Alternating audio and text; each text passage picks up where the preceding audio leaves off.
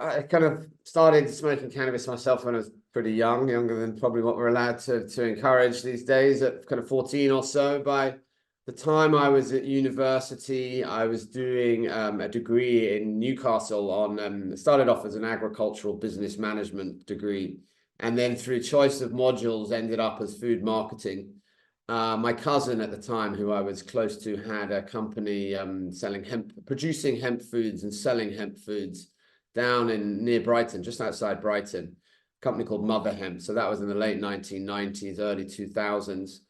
And I did a big dissertation on the potential for hemp as a food ingredient, 20,000 word dissertation, my final dissertation of the kind of course, and based it around his company, and he helped provide information for it. And then after university, I was set, he'd offered me a job, but starting with a couple months work experience. And yeah, so I went and did a couple of months work experience for Mother Hemp.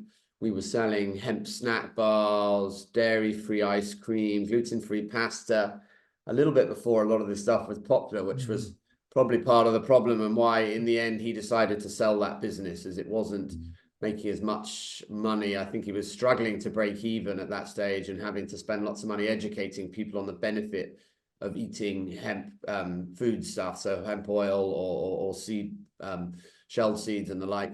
And so in the end, I did 2 months work there, and then he goes, I don't have a permanent job for you there, but how about we set up a seed business? And we'd spent many a kind of nights staying up smoking, discussing our passion for cannabis, and it made sense. It was legal, interesting, and the kind of right side of controversial that we wanted to get a discussion going around legalization. And the idea really was to create a brand that was suddenly on the edge, but that would come through into a time and help fund and encourage legal change.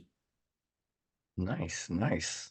Yeah, it's always interesting how cannabis kind of ends up, I wasn't going to say hijacking, but sort of redirecting, very gently nudging us towards different things in our lives. We often start with a certain belief of who we are and the trajectory that we think our lives are going to follow, and she kind of helps just push us along that way. And it very much sounds like that was your experience. Yeah, I mean, definitely. I think things kind of fell in that direction, and then everything lined up in the end. My cousin was very passionate. He had the finances to put in at that time. I had the time, and the kind of eagerness to do it, and a marketing background from my university days, which actually, having not been that interested in the university days, because I was probably smoking too much weed, actually was really useful when I started putting it into practice, and we started designing packaging, leaflets, point of sales material to get into shops and to make sure that our products were nicely displayed. And yeah, it all started coming together, but it was the plant essentially that pushed us that way. We knew we needed to do it. My cousin had made a load of very interesting contacts in his in the hemp business that were producing seeds, cannabis seeds, and others that had really just useful connections for us getting into the cannabis industry. Nice, nice. So Seedsman are out there. Yeah, is it white labeling and producing your own as well as wholesaling? So we get asked this a lot, and some people denigrate us for not producing our own. We don't, and we never have pretended to produce our own, and never have produced our own. That was often one step over the law that we didn't want to go into. So we've always worked with breeders from day one. We worked with a guy known as Sam The Skunkman, or Dave Watson, who was responsible for creating a lot of the kind of most foundational strains really that have been used in modern breeding. So skunk number one, original haze, and those kind of varieties. He had a license to grow and produce in Holland at the time, and eventually sold all the rights to his varieties to GW Pharmaceuticals on one side, but then on the other, out the back door, I think he was selling to us. So he was our first supplier.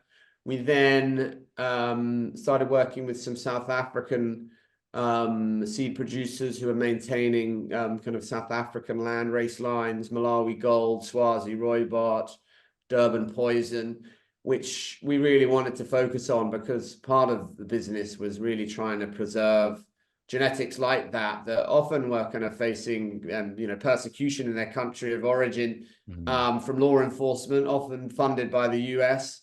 And we really thought that there was value in these varieties and that they needed to be maintained and kept. So for us, it was getting them out to kind of seed collectors and growers where we could. Yeah, I think that's something that is invaluable. It's some of the things that different corners of the community may criticize some larger companies like Greenhouse, etc., and say that there is some exploitation. I'm not putting a judgment on that, but I think that, as you said, the argument there is a solid one of diversifying and putting these. I mean, I've got quite a healthy seed collection in my fridge.